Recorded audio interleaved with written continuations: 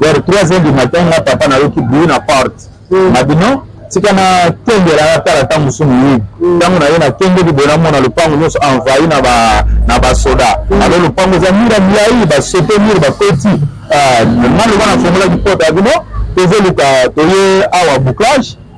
ça est toye awa tozo luka mwana komo na echas na mwana komo na ye mushak donc la bana ya kimbangu de na bana ngiri ba yoga na kate donc yo azokene gambela ezana mwana mungu na veni ngiri amona ke azofile tango ya koya azopona bilamba mwana wana zida Juliette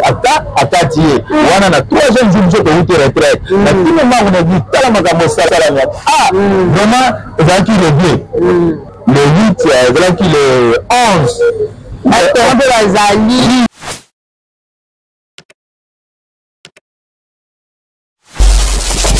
balobi Kin France Télévision ne makam oza besoin ba film bien otala ba émission bien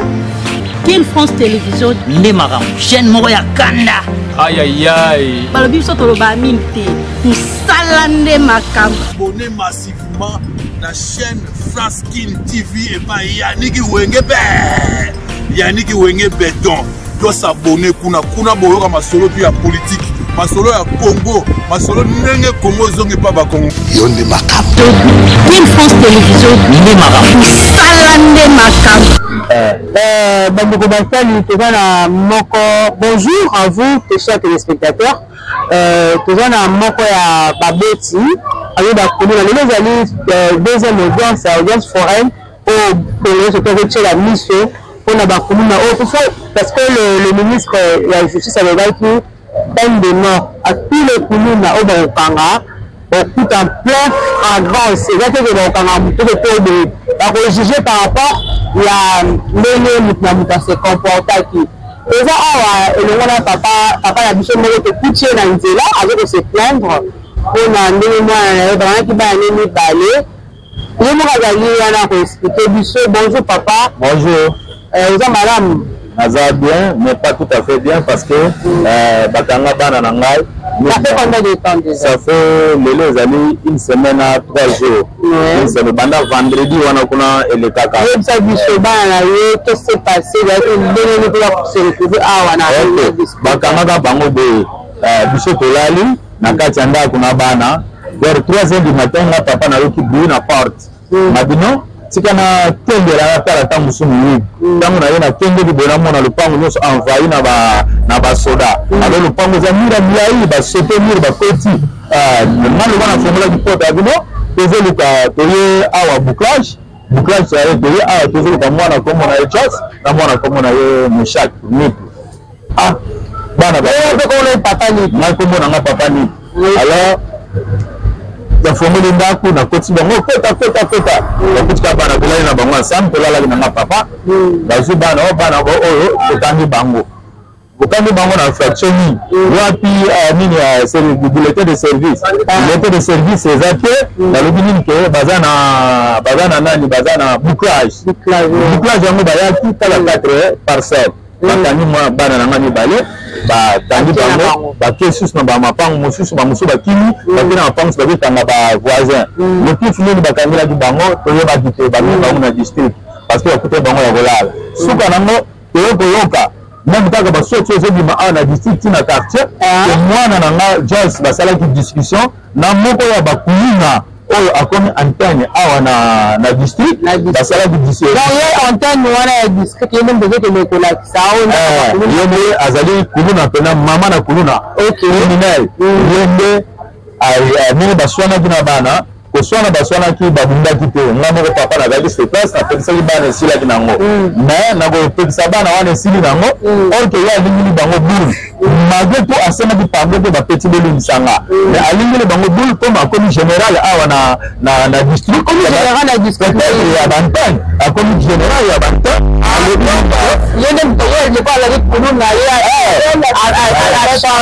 achange alors je koko ponde se baninga na yo ozala kuluna kaka nini baswanaki boabi bokoyeba makambo na kosala bino wana ntango atoya azoloba bango bokoyeba makambo nasali bino fait akoma général awa na district aya kobenga la police apointe se bango te bana baza bakuluna alors bakanga bango baye na bango awa na district. Alors sikoyo papa message nini okopesa na parce que baza lelo eza deux semaines peut-être qui identification lelo tozokota bajuge baavocat bakota sikoyo na kati ya vif ya likambo bayeba oyo asalaki boye asalaki boye asalaki boye sikoyo message okopesa na bureau oyo eza koordonne eza koorganize audience oyo epuis message nini okopesa na ministre na biso ya justice ainsi que ministre na biso ya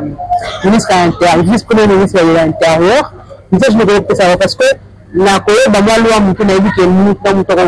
juger par rapport au timbo ya sali, kambo ya sali. Message ne parce que du bana no baza ba innocent, baza ba kuluna te. Mais aussi moko ba libérer qui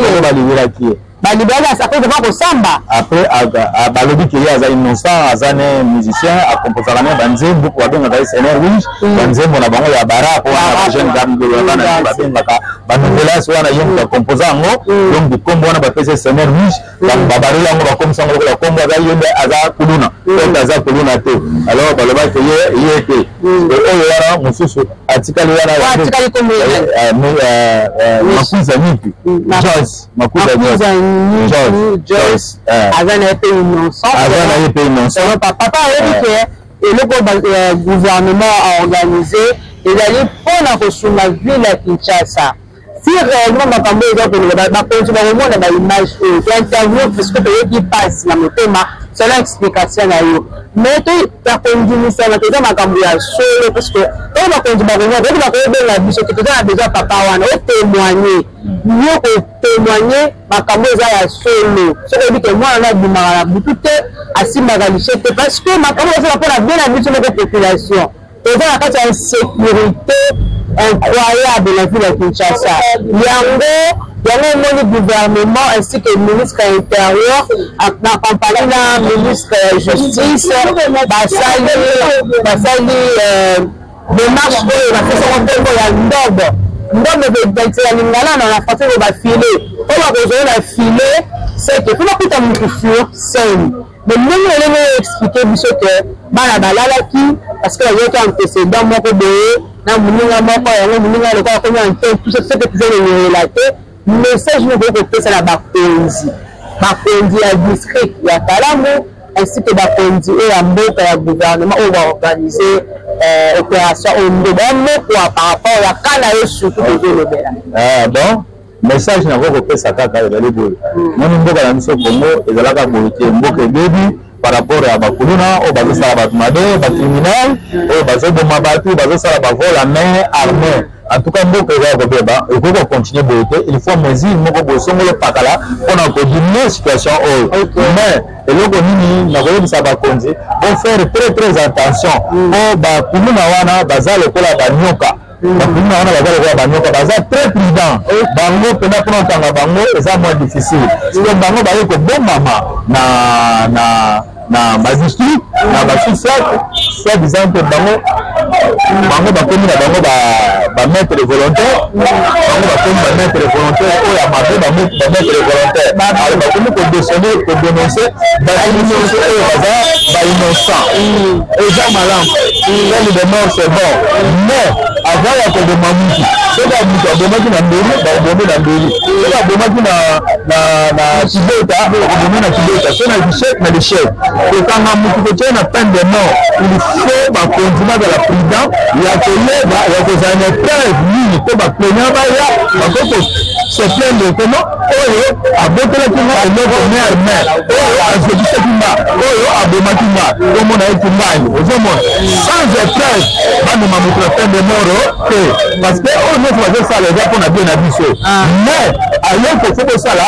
basala arrestation avec preuve sans preuve en tout cas moto wana azomérite peine de mort te ozomona te bakoki kozala ondane mutu oyo aza na baplaignant oyo aza na donc merci papa Nitou na kochite kaka na loba nito uti koloba baoyo bakozala condamné na peine de mort baza oyo bakangi bango en flagrance oyo bakuti oyo na plein obomaki mutu bokataki mutu okata moko ya biso bajournaliste yaya kanisaki te kokufa dernièrement so bakuti oyo bongo ozali parmi bato aza sikoyo bato kotongi me na ka ya papa nayebi ke bakonzi bakotala ka ya papa na bana na ye papa conseil te bana baza ya mibali il te yo moko te oyo bakokonseye bango basuki kotema toma na bacoin jusque bazea baheure tardive te eza malamu te donc so oza na bana soki babimi na ndako te fo toujours kocontinue kokonseye mais eyebi ke ka na yo bakonzi bakotala ekozala pese mwana kobima puisque aza na ye kolula. Ok, merci parce que bana baye kokuta bango na 3h du matin bana balala na bapara na bango mwana oyo ya mabe ya koluna na ntango wana akozala na ndako te mwana ya criminel akozala na ndako te akozala libanda mpona kosala ba action na ye eloko kaka nga na suggere yango wana ke eza malamu ya kokanga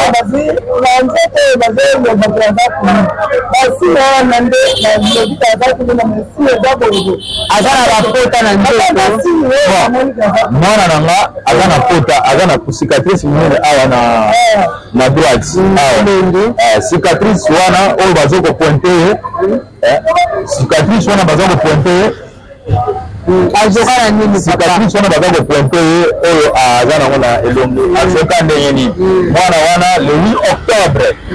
octobre nazwi bana na nga nyonso asangisi bango toke retraite na kazangu na diaki na kati ya zamba toke okila bilei parce que papa na mama babundaka mpona liboti tokendaki ezalaki retraite familiale alors ntango tozomi le retraite le 9 ntango tozomi le retraite ezalaki un samedi un dimanche toponaki mokolo ya leni mama na bango azwi mbongo apesi ye George ye eza so na bilamba malamu te kende na agambela osomba bilamba ya malamu lokola bana ya kimbangu be na bana ngirngiri bayobanaka te ntango ye azokende gambela eza na mwana moko ya koni ngirngiri amonaki azofile ntango ye akoli azopona bilamba mwana wana zida gilete akati ye wana na 3e jour nzo towuti retraite na tino mango na bitala makambo osalami vraiment ezalaki le 2 le 8 ezalaki le 11 bazali nini bakena ye hôpital bayebi mwana lolongoni bakataki mwana wana akendaki kobunda te akendaki kosala action te akei koyiba po bakata ye non oluki nanga papa na retraite tozomi le 9 le 11 mama apesi mwana mbongo akende kosoma bapolo mpo azali so na bapolo te akei kosoma bapolo bana ya ngilingiri lokola baye aza jeune garçon bana ngilingiri obunda te so oza na quartier wana ata obundaka te so bamoni kaka bazokisa yo nde bazokisaki modele wana cicatrice wana yango sosible ke soit ezali ke kuluna eza cicatrice mutu ekokomisa mutu kuluna po mutu nyonso akozoka na accident moko songola patala mutu akokuta na bisikati moko bope azoki me yaye cicatrice wana azwaki yango na lolenge wana leo tokosenga nao papa azala na kimia elezali sikoyo mokolo oyo bakokota sikoyo mbula nde ezoderange biso il pleut à Kinshasa abondamment mais tozotala il est 11h 12h déjà à 12h il est 12h c'est bêti il est 12h donc tozotala lolenge nini parce que eza déjà installé batente eza déjà installé nous espérons que le bureau va progresser na audience ya lelo comme prévu ya papa eza na elikia na kimia ke ndeko na biso Joyce lokola makwiza lokola aza na ye innocent nzambe mpe akojustifier. Merci chers téléspectateurs, restez branchés pour ne rien zapper sur notre chaîne. Baba, à tantôt. Là on a kimia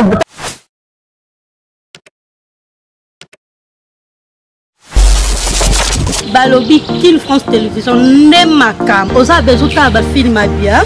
otala baémission ya bien Kin France Télévision nde makambo chaîne moko ya kanda ayayay balobi biso toloba mingi te mosala nde makambo. Abonnez massivement la chaîne France Kin TV et Yannick Wenge Béton doit s'abonner kuna boyoka masolo puis ya politique masolo ya Congo masolo ndenge Congo zonge pa ba Congo